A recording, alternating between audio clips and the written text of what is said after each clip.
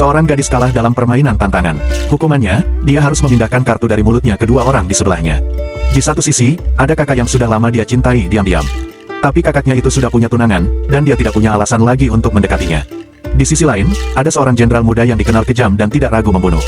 Setiap kali pria itu mendekat, gadis itu selalu merasa takut. Saat dia masih ragu harus memilih siapa, jenderal muda itu justru mengambil kartu itu sendiri untuk membantunya keluar dari situasi sulit. Gadis itu hanya bisa terdiam, tidak tahu harus bagaimana. Tanpa dia sadari, pria itu sebenarnya sudah lama diam-diam menyukainya. Ternyata dulu gadis itu jatuh cinta pada kakaknya sendiri. Tapi hubungan itu tidak disetujui keluarga, sehingga kakaknya dikirim ke luar negeri. 3 tahun kemudian, gadis itu pulang saat ulang tahun kakaknya, dan justru menemukan bahwa kakaknya sudah bertunangan. Saat pesta pertunangan, gadis itu memberikan hadiah. Namun ketika tunangan kakaknya membuka hadiah itu, isinya hanya sebuah bros. Tunangan itu berkata, di acara pertunangan, hanya memberi hadiah seperti ini tidak pantas. Gadis itu bahkan tidak tahu kalau hari itu adalah acara pertunangan mereka. Saat semua orang mulai membicarakannya, jenderal muda itu datang dan membela situasi. Dia bahkan memberikan pistol sebagai hadiah dan mencairkan suasana. Setelah itu, gadis tersebut keluar untuk merapikan riasannya. Namun jenderal muda itu mengikutinya. Dia berkata langsung, kalau kamu tidak ingin mendengar gosip seperti ini lagi, jadilah wanitaku. Gadis itu mengira pria itu gila, lalu pergi begitu saja. Tak lama, mereka bertemu lagi. Kali ini, sahabat gadis itu meminta bantuannya. Teman sahabatnya ditangkap, dan mereka butuh bantuan jenderal muda itu. Karena menyangkut nyawa, gadis itu setuju membantu dan datang menemui pria tersebut. Namun saat masuk, dia malah melihat adegan berdarah.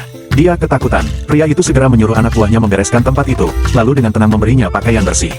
Walaupun takut, gadis itu tetap mengumpulkan keberanian dan menyampaikan maksudnya. Namun pria itu berkata, kamu tidak punya pengaruh sebesar itu di sini.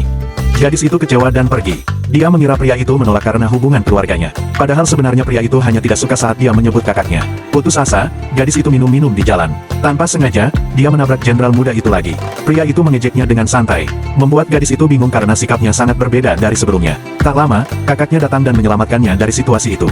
Mereka bertiga pergi bermain bersama. Gadis itu mencoba melupakan kakaknya dengan meminta dikenalkan pria lain. Setelah acara selesai, jenderal muda itu diminta mengantarnya pulang. Awalnya dia menolak, tapi pria itu menghentikannya. Dia bertanya, kamu benar-benar butuh pria. Gadis itu kesal dan tanpa sadar mengungkapkan isi hatinya. Melihat reaksinya, pria itu malah tersenyum dan berkata, kalau begitu, coba saja denganku. Keesokan harinya, gadis itu mulai berubah pikiran tentang pria tersebut. Dia bahkan berniat mengembalikan pakaian yang dipinjamkan. Namun saat datang, dia malah bertemu pria itu dalam keadaan santai di rumahnya, membuatnya malu dan buru-buru pergi. Masalah belum selesai. Seorang pria lain mulai tertarik padanya dan mencoba menjebaknya dengan memberi sesuatu ke minumannya. Gadis itu sadar dan berhasil kabur. Namun tanpa sengaja, dia malah masuk ke kamar jenderal muda itu dan memohon, tolong aku.